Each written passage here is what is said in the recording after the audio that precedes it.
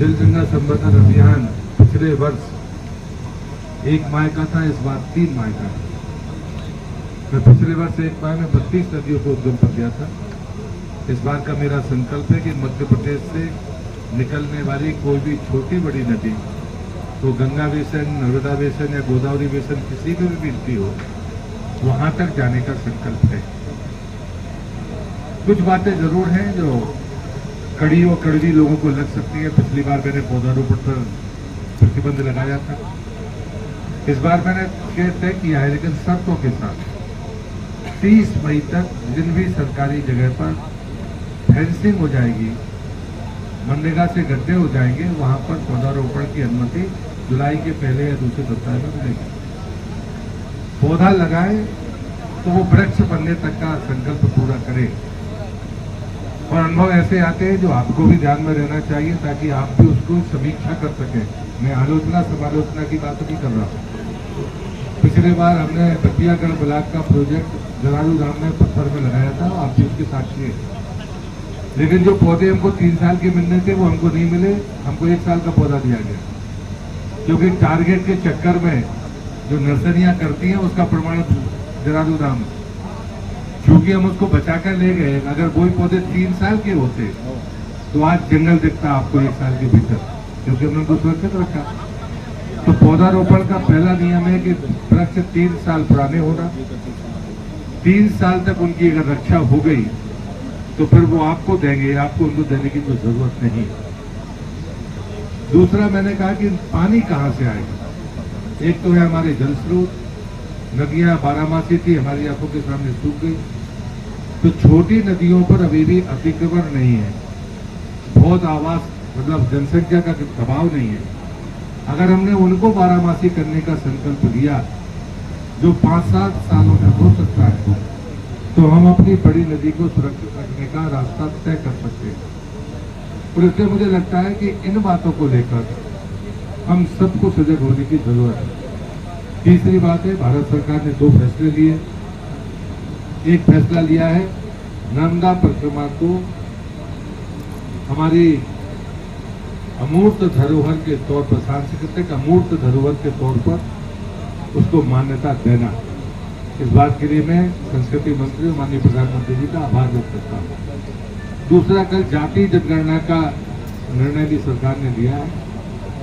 ये ऐसे राजनीतिक विवाद थे जो कई बार बड़ा विरोधाभास पैदा करते थे। मुझे लगता है कि उसके बाद ये चीजें खत्म होंगी। लेकिन मैं यही चाहूंगा कि हमारे कोई भी आंकड़े समाज और देश को मजबूत करने के लिए हों, ये अपेक्षा सरकार करती है, पार्टी करती है। अंतिम बात मैं ये कहूंगा कि हमारे पास आंकड़े तो बहुत है, लेकिन हमने अभी जो 2 काम किए हैं, उन 2 कामों में था पंचायत भवनों का निर्माण।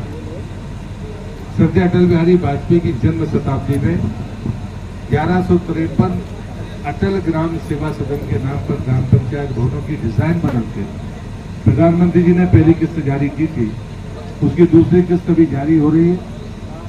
और बचे हुए 1241 पंचायत भवन विहीन पंचायतों को उसी दिन पहली किस्त जारी होगी। मेरा संकल्प यह है कि 25 दिसंबर 2025 को ये दोनों चरण पूरे हो जाए। अटल ग्राम सेवा सदन के ये 2500 से ज्यादा ग्राम पंचायत भवन जो सर्व सुविधा युक्त ई पंचायत के लायक है, वो पूरे हो जाए।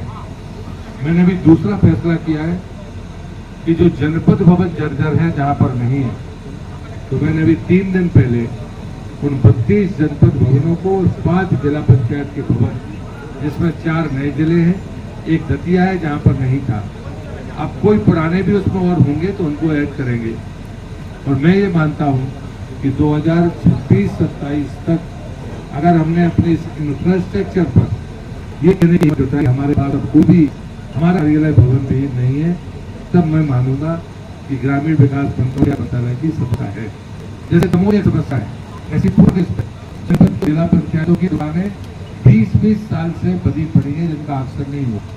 मैंने उस कमिश्नर के स्थान पर कलेक्टर को मैं विचार कर रहा हूँ कि जिला पंचायत सीओ को उसको अतिक्रमण हटाकर पूरी काम हम शुरू करेंगे।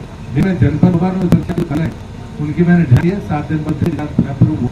एक तक हम उन भवनों का निर्माण शुरू करेंगे। मैंने जैसे पंचायत भवनों का फैसला किया है, हमारे सरपंच ने अधिकारों के लिए बहुत करता है। तो जब तक गांधी आते तो दायरे की बात थी, फिर अब अधिकार की बात बहुत है।